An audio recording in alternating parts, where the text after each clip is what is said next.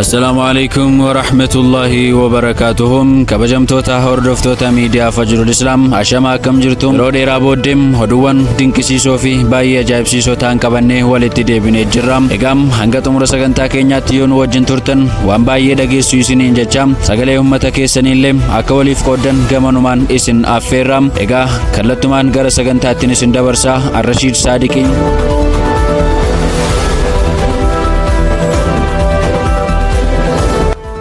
Egaa tamsaasa oduu keenya guyyaa har'aatiin godina Harargee lixaa shanan dhugoo araddaa rakkoo baasitti isin imalchiifna. Egaa aanaan shanan dhugoo araddaa rakkoo baasiin yeroo dheeraa fi nuti wallaalummaa keessa turre wallaalummaa kana diiguufis majlisa tokko qubsiifachuu qabna. Ilmaan keenya wallaalummaa kana hin dhaalin jechuun tattaaffii jabaa taasisaa turaniiru. Hanga danda'anitti humnaaf qabeenya qabaniin hawaasni hirmaannaa daangaa hin qabnee fi nama ajaa'ibsiisu hirmaataa turaniiru.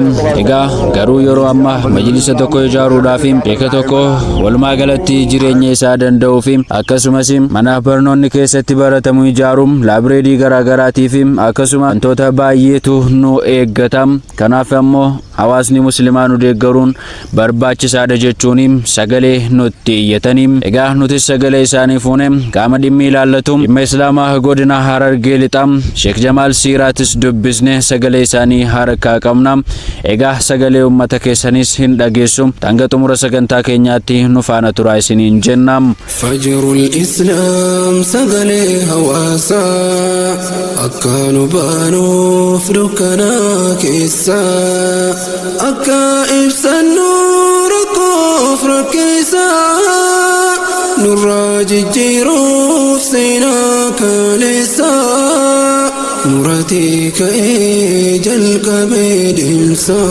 Egaa gara bal'ina oduu keenyaatti yoo ceenu godina Harargee lixaa shanan dhugootti daa'imman achi keessatti argamaniin hawaasni kaka'insa cimaa argateen majlisa biyya kana keessatti hundeessine qoricha farra wallaalummaa taana ilmaan keenya diinaa baratu akiraan keenya hin badin jechuun lafaa ka'uun waan qaban baasanii humna qabanis kaffalanii majlisa ijaaruu irratti argamu.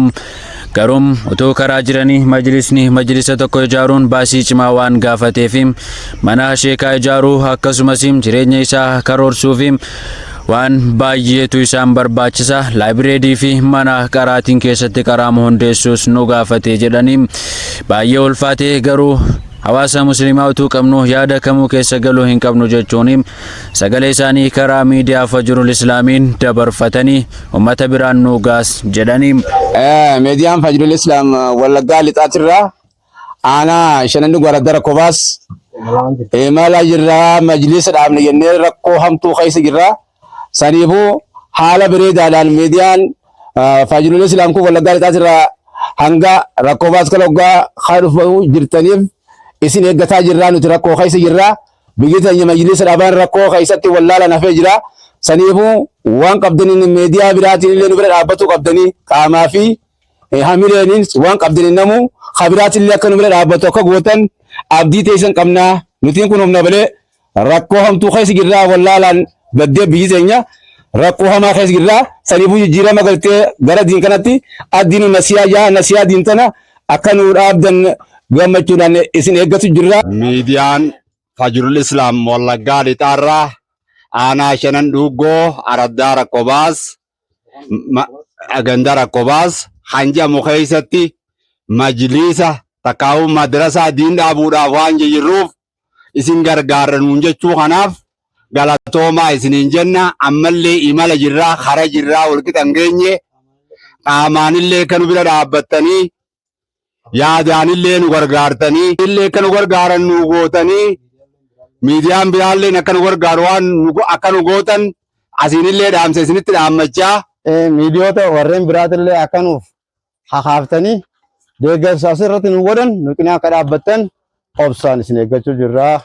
Kabajaadhaan galatoomaadhaan taan waan hafees gaafa nu bira dhuftan agartanii rakkoo jira.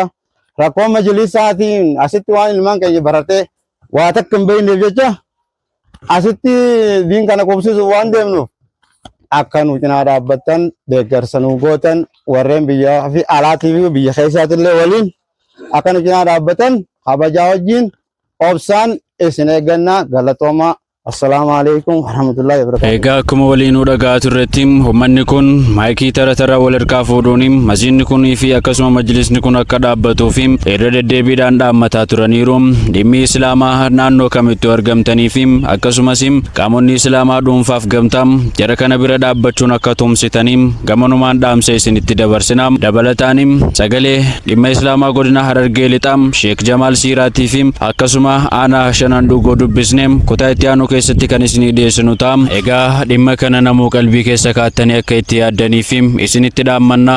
Kutaa itti aanuun hanga walitti deebinutti assalaamu alaikum wa rahmatullahi wa barakatuhu. Jirul Islaam ibsituu jireenyaa kan barsiisu hawaasa keenya akka guddatu beekumsi keenya akka jabaatu dinagdeen keenya gorsa kan keetiin dabalateenya yosi qabanne galmanii keenya Fajrul Islaam miidiyaan keenya bira dhaabbachuun dirqama keenya.